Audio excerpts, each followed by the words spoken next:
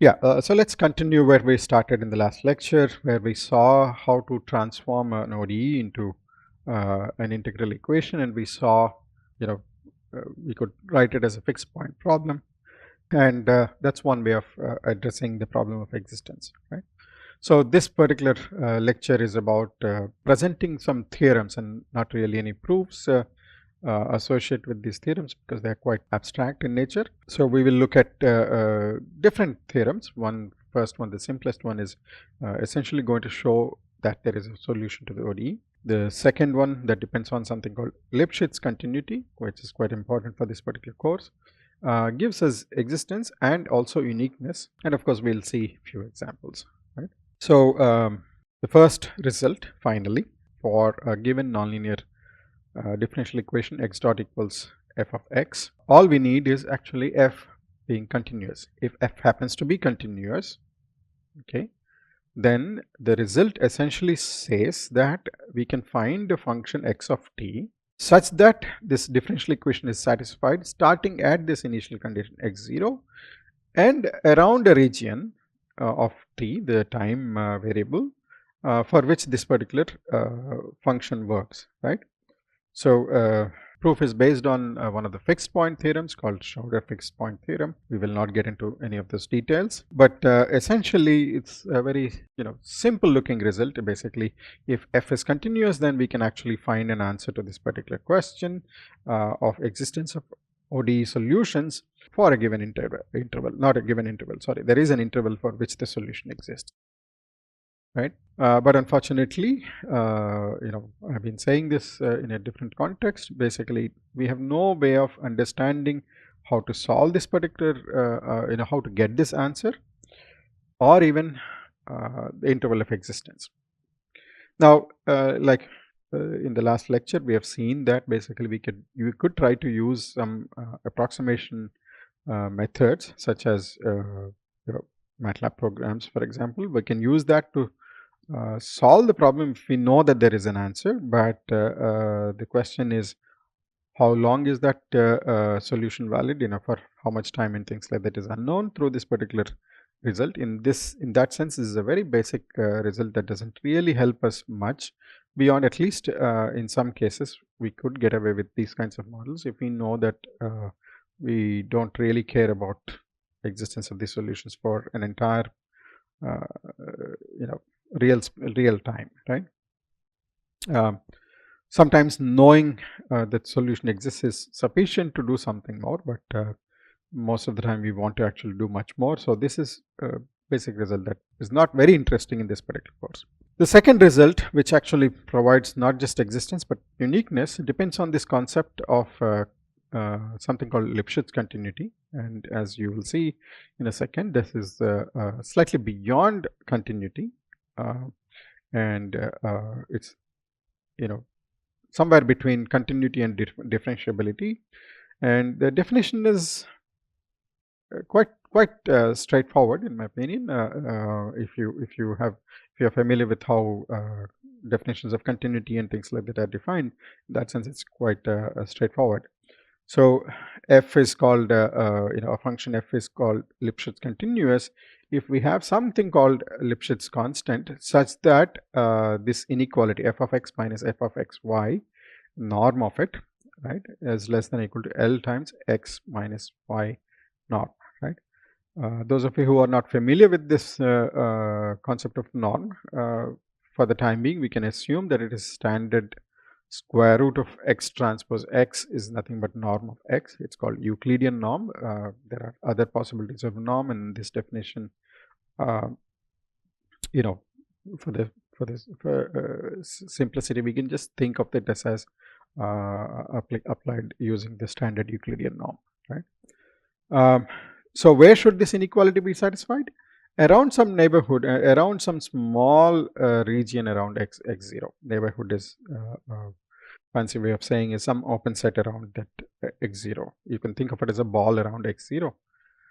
Okay. So one of the nice things about some function being Lipschitz continuous is we can immediately say that it is continuous at x0. Okay. And I'll leave that as a thinking point for you to convince yourself why Lipschitz continuity implies continuity. Okay. Now,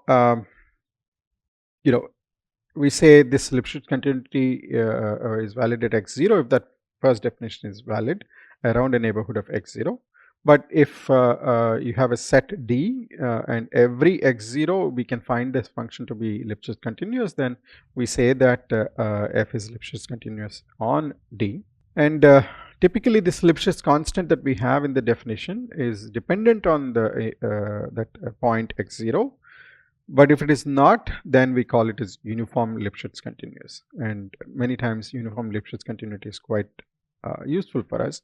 And even more is something called global Lipschitz continuous. I mean, for simplicity, we call it as global Lipschitz continuous, but in reality, we want to be saying globally uniformly Lipschitz continuous. Essentially, if it is uniformly Lipschitz continuous at every point in Rn, right? Rm or whatever the domain of whatever the range of this particular function. Okay.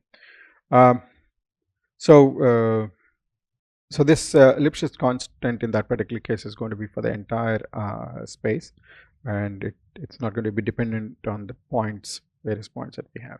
Right. So the remarks, a few remarks are in order. If some function is Lipschitz continuous, then it is certainly continuous, and if it's if a function is linear, then it is globally Lipschitz continuous. Think about it why, and then we will see in a second. We have things like f of x equals x squared, then we can show that they are uniformly Lipschitz continuous over some bounded set, but not globally uniformly Lipschitz continuous. So how do we see these? Well, let's actually perhaps do some calculations here, right? So if you have f of x is equal to ax, it's a linear function, then of course, let's assume that this is a scalar. So a norm in that particular case is a simple absolute value.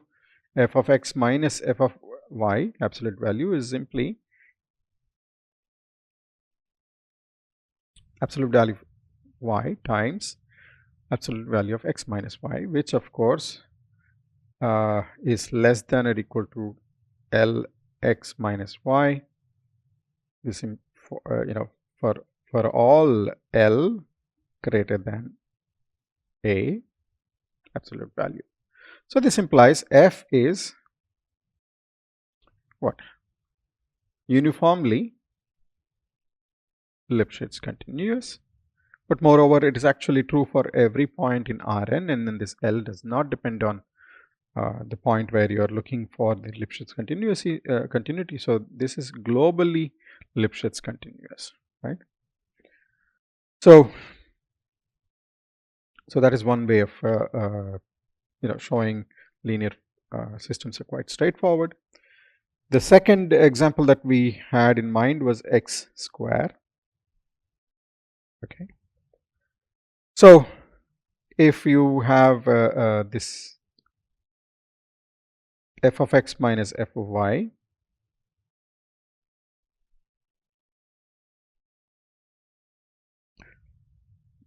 absolute value, so that can be thought of as basically x minus y times x plus y, and this is less than or equal to L times x minus y, where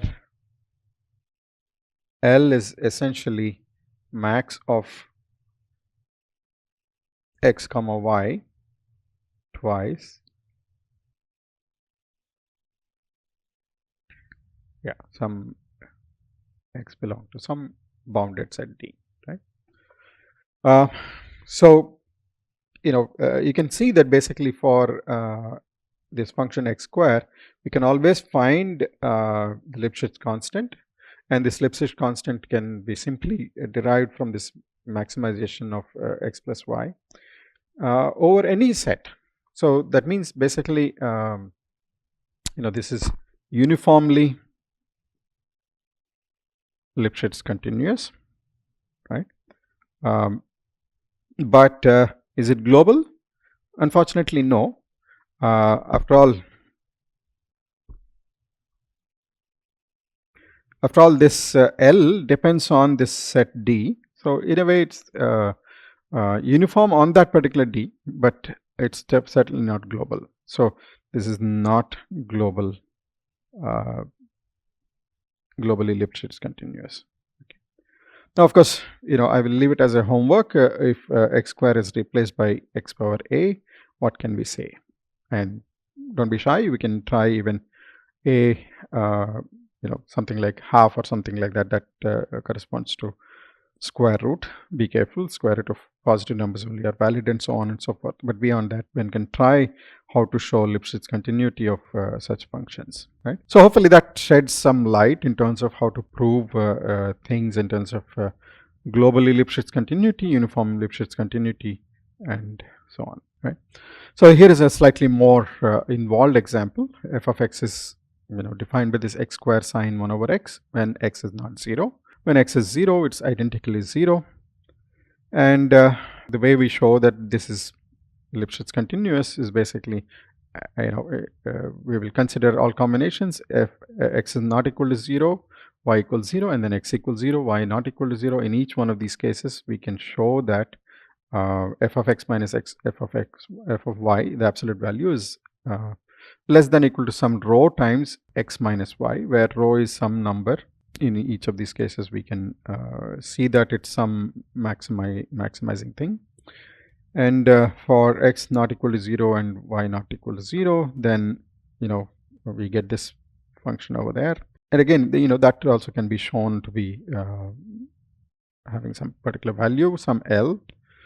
And so all these things show that f is Lipschitz continuous, but when we try to show anything like uniformly Lipschitz continuous, then this particular expression in front of in the third expression becomes a problem. That could become a really large number, and then that makes it unsuitable to claim that it is uniformly Lipschitz continuous. Certainly, it's not globally Lipschitz continuity once we don't have uniform Lipschitz continuity everywhere, right?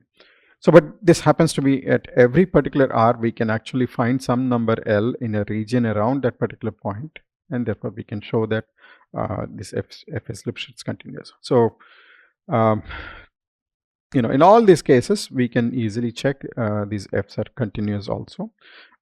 So therefore, existence of ODEs for these f of x is quite straightforward from Peano's existence theorem.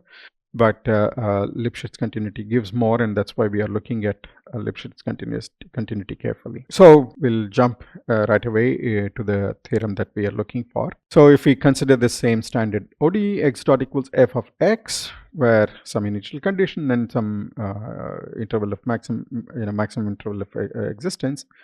If f happens to be Lipschitz continuous on some region around x0, then we can show that there is at least some time for which we have a solution, but that is unique, right? So it's not that simply Peano's existence theorem shows that there is a solution. We don't even know how to get that solution, but we know that there is a solution. Whereas this one shows that there is a unique solution, and then a lot of things immediately come into picture. As soon as we know that there is a unique solution, we can use a numerical technique, and then if we approximately satisfy this differential equation, we cannot have any other solution, because that's the only solution that is possible. Okay, there's still this issue of basically knowing how long we should be searching for the answer, meaning the time interval for which this particular system has a solution. So Lipschitz continuity is sufficient for uniqueness, but not necessary. And then you can actually think of a bunch of examples where we can show that they're not Lipschitz continuous, but we do have solutions, right? And one of the nice things about Lipschitz continuity is if we have some function that is continuously differentiable, then that implies Lipschitz continuity. And if you understand the concepts of continuity and differentiability and continuous differentiability, one can easily show this. It's a fairly straightforward conclusion, actually. And so in other words, if f happens to be continuously differentiable, then we have existence and uniqueness for free, right? Through Lipschitz continuity, of course. The problem is, of course, is it only shows on some interval, right? Like I said, but does not really provide any explicit method in terms of solving the ODE. But like I said, one can use numerical method once we know that there is a unique solution. Not the best of the things, but still some way of at least addressing the issue that since we know that there is only one solution, right? But of course, the secondary problem is interval of existence is an issue. So, much of the theory that we are developing here eventually will make assumptions on if things like this, Lipschitz continuous, or even stronger than that. Once we know that we have solutions, solving them numerically is only one aspect of it. In fact, that's the least important aspect for us in this particular course. Can we understand the behavior of the solution? So magically, do we have a method for which basically we can claim something about the solution, even though we may not know how to exactly solve the problem, right? And that's quite a amazing thing that we want to do. So imagine we have a system that's modeled by some differential equation for which some nice conditions are satisfied. So we know that the solution exists globally. Then we want to understand the behavior of the system without ever knowing how to solve this problem exactly, not through numerical methods perhaps. So it's nice to know there are techniques that can avoid solving the ODE, but just knowing the existence of and uniqueness of the solution is enough to actually address the dynamic behavior, to understand the dynamic behavior. And this becomes even more important when it comes to control, right? In the case of control, we are trying to find a feedback function for which this particular closed loop system has a solution that is probably unique and also extended interval from -infinity to +infinity or whatever. So there is a unique solution for which I can do something through this feedback control, and that is then quite amenable in terms of doing numerical understanding of it, simulations, and see how it really works before we actually experimenting. So the power of understanding the existence and uniqueness of solutions and eventually the dynamic behavior without ever trying to solve the equation is quite amazing, and that's the primary goal of this particular course, right? And we can go beyond. Suppose if we have uniform Lipschitz continuity, not only we can guarantee that the solution is unique and things like that, but much more. We can actually show that if you perturb the initial condition a little bit, then the solution also remains quite close. So this is something called sensitivity initial conditions. Once again, uniform Lipschitz continuity is sufficient, but not necessary. One can show a bunch of properties, interesting properties through this particular result. And if we have some parameters in the system, then we can show that sensitivity to system parameters also. And I want to make a remark here. Initial condition is indeed a parameter of the system. Sometimes control engineers think of parameters as some what do you call inherent properties of this particular physical system, whereas initial condition is something that we can set at will and things like that. But from a mathematical perspective, all of them are parameters. If something is true of initial condition sensitivity, then that has to be true of the parameters also, as long as certain things are true about these functions depending on those parameters. Typically those are continuity with respect to those parameters and so on. So anyway, we are not going to look at the sensitivity with respect to parameters and things like that. Now some of the proofs of this particular results, which we will not go through, are quite useful in actually deriving some upper and lower bounds in terms of the Lipschitz constants. So that's why we explicitly define Lipschitz constant in the framework that we are developing here, because some of the Lipschitz constants, we know what they are. We can actually use them to provide certain bounds on the solutions that we have. So what about global existence and uniqueness?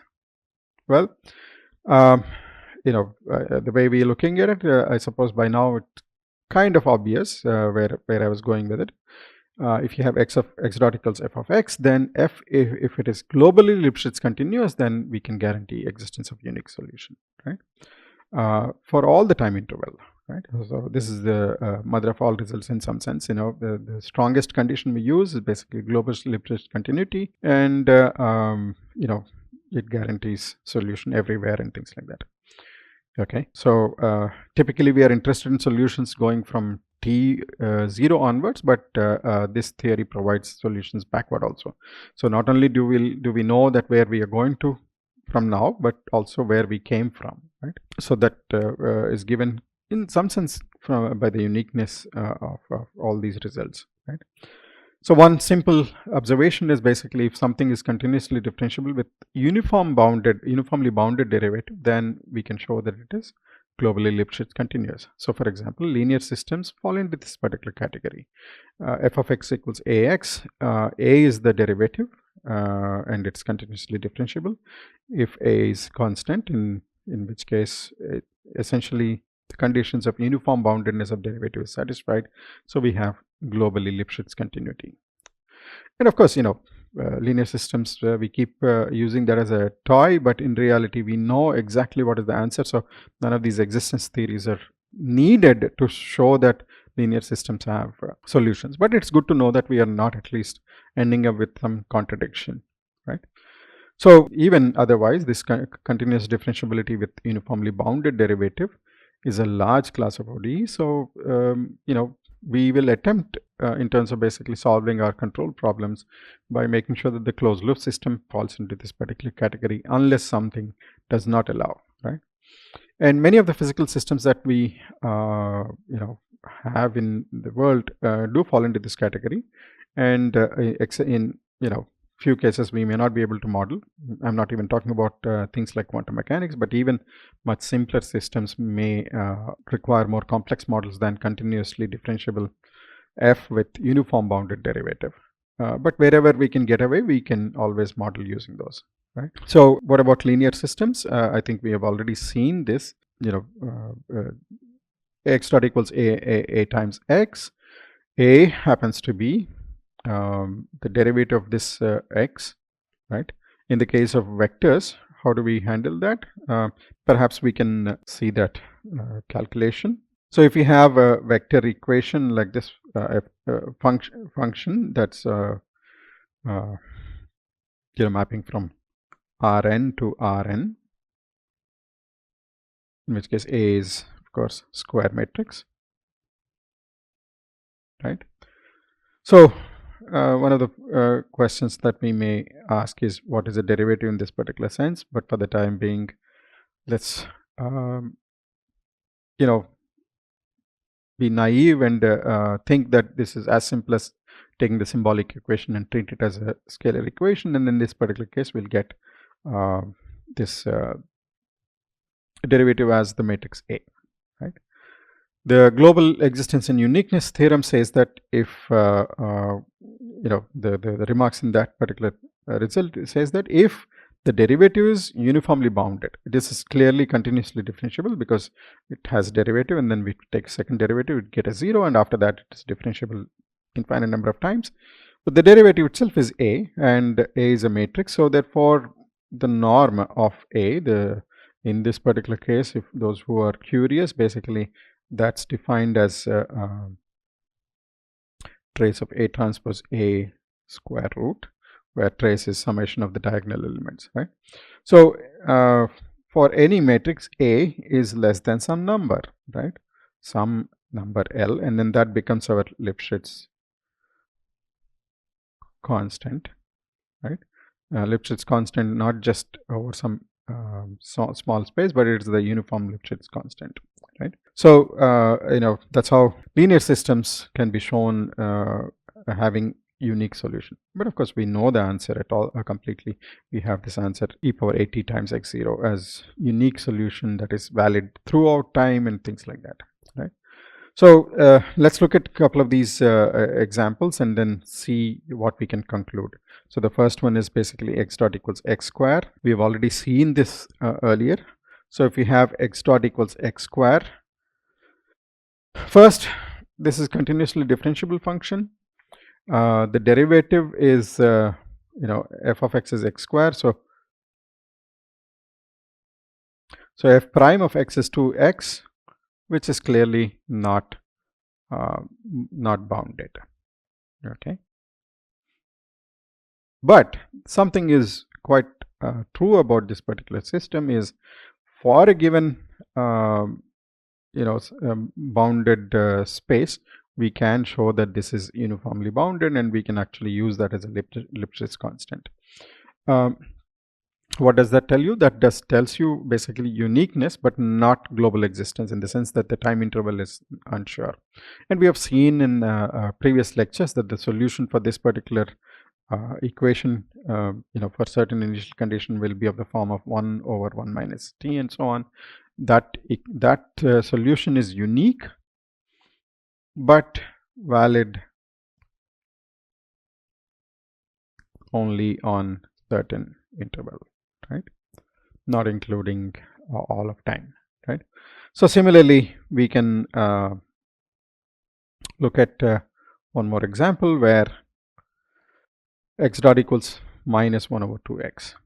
Okay, so what does the result say? It has to be globally Lipschitz continuous. A simpler condition that we can try is basically what is f prime. F prime is 1 over 2x square, and again this is not bounded close to 0, but it is bounded close to 0, away from 0, and then that provides us the Lipschitz constant, and therefore existence in uniqueness is guaranteed, okay, but not valid globally. So we may not be able to find solution that is globally valid. The last example is something like x dot equals x times sine of x. Okay, watch out, I'm supposed to be putting of t everywhere, but hopefully we understand what I'm trying to say. So here we have f of x is equal to x times sine of x. Clearly it's a continuously differentiable function. If you have doubts, please go through the details, take the derivative, and again, and then you'll see that it's continuously differentiable.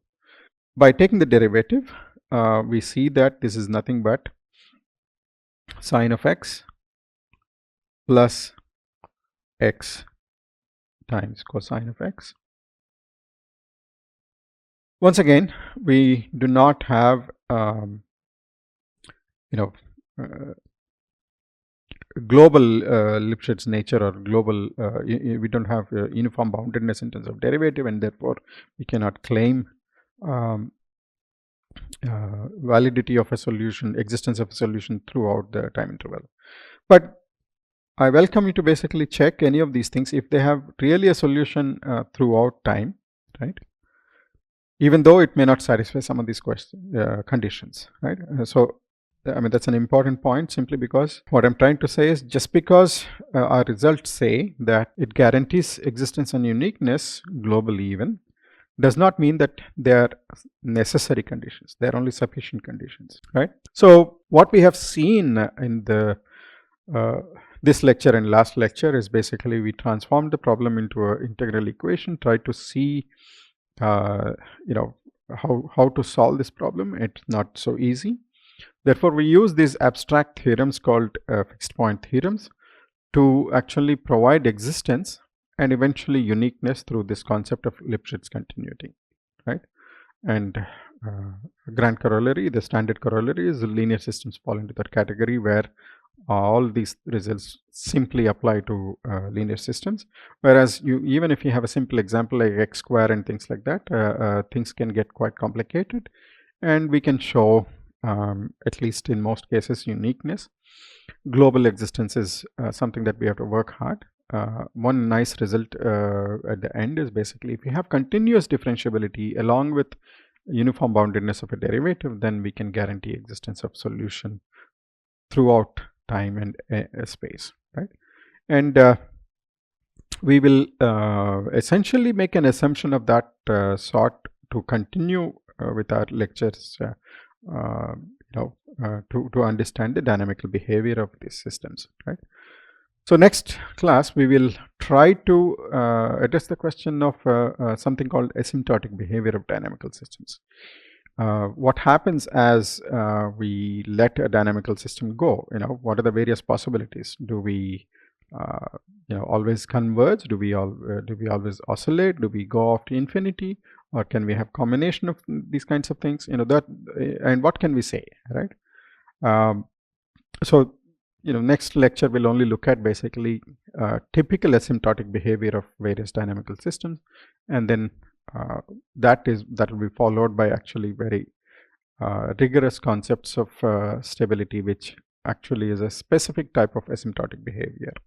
And we will look at actually what they call them specific theorems in terms of how to predict such good behavior or good asymptotic behavior and things like that. And eventually the hope is to use those results to show how to control systems with a certain desirable asymptotic behavior. So until next time, thank you.